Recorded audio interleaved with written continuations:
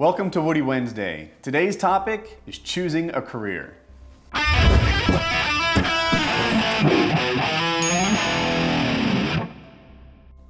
cleaned up the handwriting just for you people. Anyway, there's a lot to talk about when it comes to choosing a career. I've got a few bullet points here so that I touch on the stuff that I don't want to miss. One of the big ones is this: all jobs are work.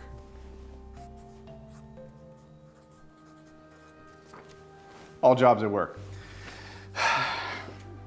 So there's a thing about that. And I've told, forgive me as I recycle some of these thoughts because you guys have known me for a long time. I had a friend, and what he did is he designed flight simulators for the Navy. And it's the coolest job in the world. It's kind of like making video games, but with more job security and better tech, and it's amazing. And one of the things he had to do to be a better flight simulator builder was learn to fly planes, but not just any plane, all the planes. He went through test pilot school. So some days he'd be out there flying jets, other days he'd be out there flying helicopters, other days he'd be out there flying simpler things like Cessnas or whatever. It started as a dream. It started as, like most guys' fantasy job, in that, he's just out there flying around, doing the things that he loves to do. And by the time it was done, it was work. And that's because all jobs are work. If you talk to a guy who's been in the NBA for 10 years, most likely basketball has gone from the thing that he just thirsted for to, oh my gosh, just the smell of the locker room invokes feelings of work and pain and pressure and all those things. I bet every rock star, while they love the job, in a high level, also understands that it's a job, and there are days that they wish they were something other than a rock star. That's because all jobs are work. Even my job is pretty flippin' awesome, right? Like making YouTube videos, etc. But there are moments when you wrap work around it, and that means others' expectations and other people's deadlines and things like that, then it adds things to what you loved, and it becomes a little different than what you loved. A better example, to bring this into more real world stuff, is computer programming. So I loved computer programming, loved it. I had a passion for it that was rarely rivaled. Even when I coded professionally, I would wake up in the morning and code in new technologies, new stuff, things I didn't know. And then I'd code all day at work, and then I'd come home at night and I'd, this is before there was as much on the internet as now. I had VCR tapes I would watch to teach me how to code. I had DVDs, I had these packages, these tutorials. I was just from sunup to sundown and beyond that, learning to code.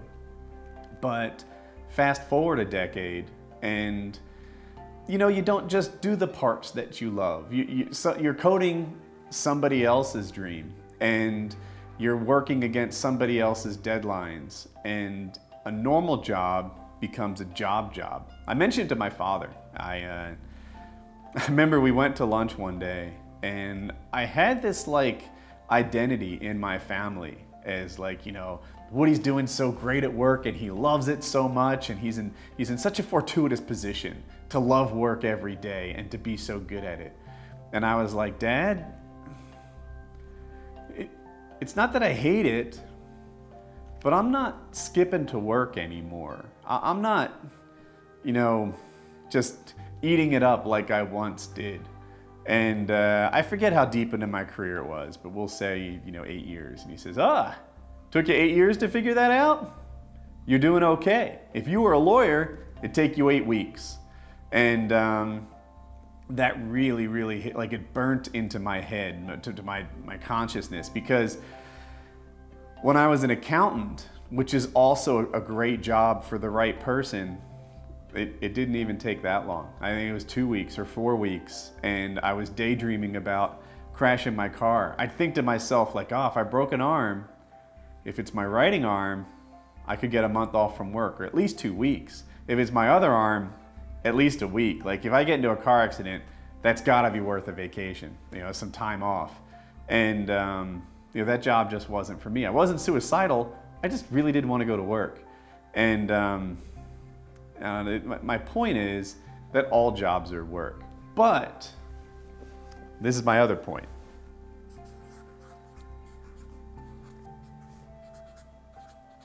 Bad jobs get worse. When you're picking your job, especially if you're like 18 or 20 and you don't really have exposure to all the jobs that are out there, you often get guided toward the jobs where it's good, solid, employable jobs, right?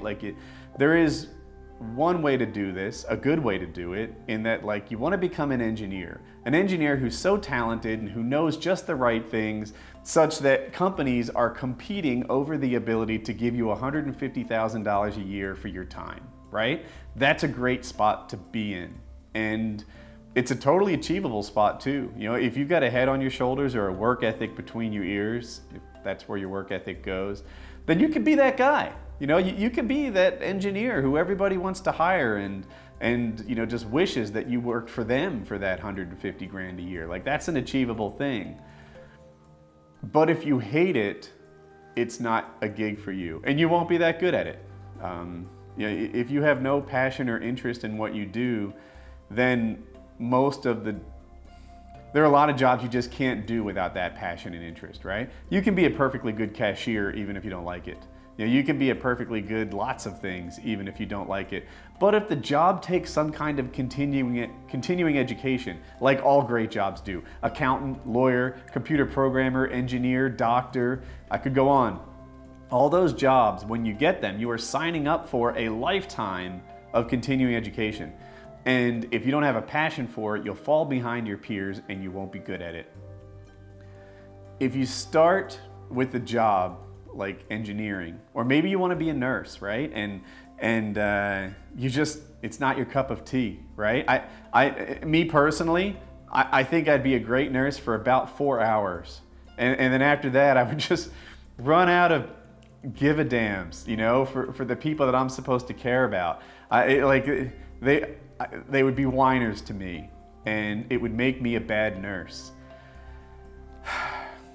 If you're signing up to be a nurse because you're excited about the career prospects in the field, then you better like it. Otherwise, you're going to suck at it and you're going to find yourself wanting a different job before too long. Another thing, and I talked about this in another video, choosing a college major. When you pick your job, when you pick your major, you need to think of that as a wedge, right? If you pick your major and that major is accounting, that opens up a lot of doors for you. You could own your own business at some point. You could be a CFO, you could be an accountant, you could be a CPA, you could be a controller. There are a lot of jobs. You could work in finance, right? You could be picking stocks. You understand how to read balance sheets and income statements and cash flow analysis in a way that is different. You understand how numbers are cooked, which sounds evil, but you have to know how people cheat if you want to analyze these things. If you get an accounting degree, it opens up a lot of jobs for you, but within that wedge, right? That's the wedge I'm talking about. Finance, entrepreneurship, CFO, controller, like banking. Those are the doors that are open to an accountant, and you can sort of shift around and get new jobs, but you're going to find it difficult if you're an accountant for like 8 years and you become senior and you're specialized and you make a good living, and then you want to be a nurse, and then you want to be a musician, and then you want to be something, some sort of audio engineer, right? Accounting doesn't translate into those other fields. If you become a nurse, then you're probably only a second major away, or maybe a grad school degree away from becoming a physical therapist or becoming an occupational therapist. You're in that pie wedge of the medical field. If you become, I don't know, a sports trainer, you could probably also be a gym teacher. I'm trying to just lay out this concept of the pie wedge. Even if you don't know your exact job, if you know your general field, then you'll be able to change jobs later. And I have one last point I want to make, and this is a tricky one, and it's a big deal for young people, but it's only bet on yourself if you're a good bet.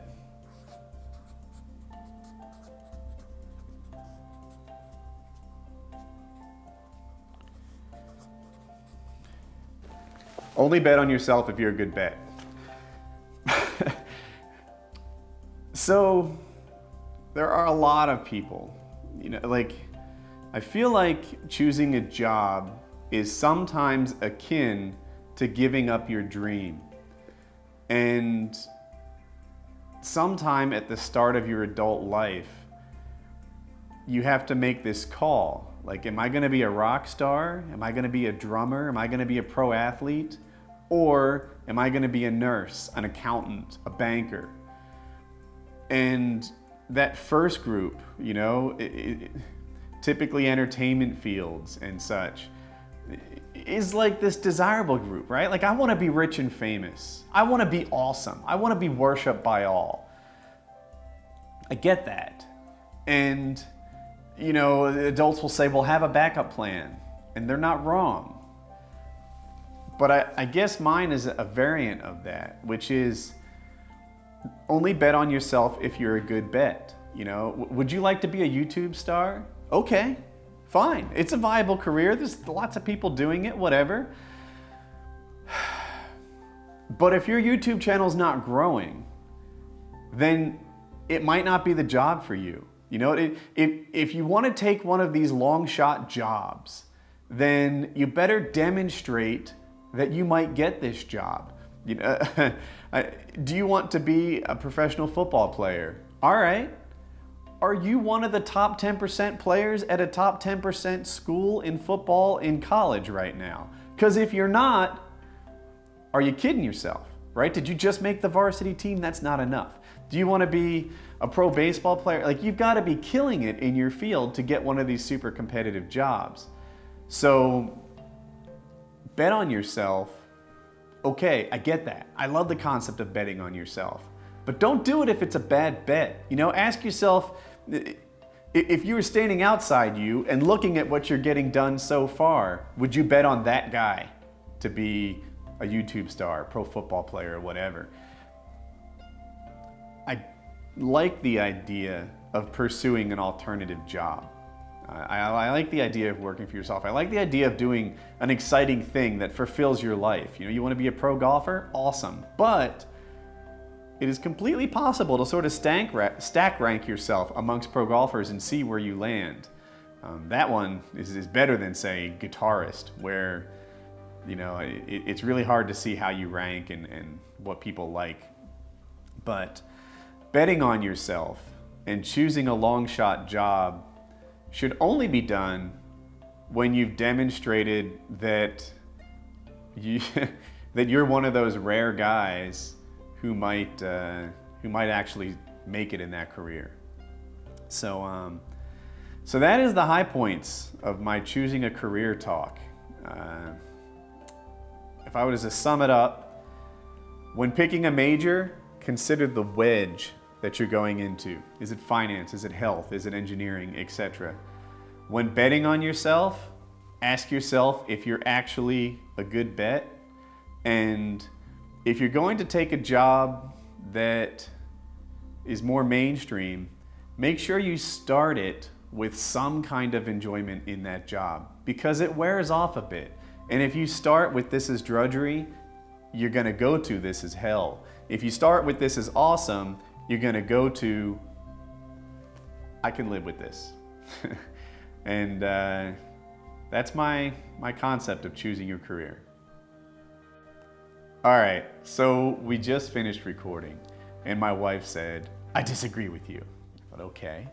And she says, you're sitting there, you know, having made a living off YouTube, telling people not to go for it, right? Not to reach for the stars. And this is why I'm saying what I say. When I did YouTube, of course, it started as a hobby and then it became like a side job. And I was growing at 1,500 to 3,000 subscribers a day. I had, I forget how many, 500,000 subscribers maybe, 300,000, 500,000 when I made the transition from working full-time at Cisco to YouTube. When I did bet on myself, I was already a good bet, right? It's not that you can't go for a long shot job. I mean, look at me. Like, how could I tell you that? It's that I'm saying, you know, like I had a backup plan. I still do. When I made the transition to try this full time, it was already kind of a slam dunk. You know, I didn't have a 38 sub channel where I was picking up another 5 a month. Like that wasn't my position. I was making as much in my hobby as I was at my day job or more. So when I made the bet on me, it was a safe bet. If you're going to drop out of college and become a guitarist, you should be making as much as a guitarist as you would have if you finished school. And if you're in that position, then maybe you should bet on yourself and give it a go, right? Maybe if you devote all your time to it, you can hit that level that you're really going for.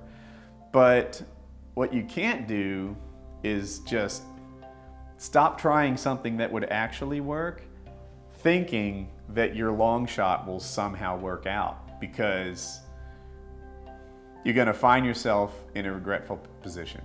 Do you want to say anything, honey? No, I just feel like what you did was you worked so hard, and I think that, I don't know if that's coming across, because not only did you bet on yourself, but you worked every single day. If you can't hear her, which you probably can't because the mic's right there, and I'm louder, but she's saying I worked hard, that I worked so hard, and I uploaded 1 or 2 videos every single day, and that... Every day. That's the same as every single day. Yeah. Yeah, every day, every holiday, if I'd be on vacation, I'd still get it done. You know, we're on a cruise ship in the middle of the Atlantic off the coast of Africa, and I'm still finding ways to get my videos uploaded. That's where I was. So yeah, it wasn't a complete accident that I had some success, but you know, I wouldn't have left my day job had that success not been a slam dunk. And that's what I'm going for with only bet on yourself if you're a good bet, right? Don't drop out of your real career to pursue some like stupid idea. Drop out of your real career when your stupid idea starts looking smart. That's that. And I think what my wife is trying to get me to emphasize is, if you want that stupid idea to look like a smart one, outwork everybody else in your field, and you'll do a lot for your odds. So that's choosing a career.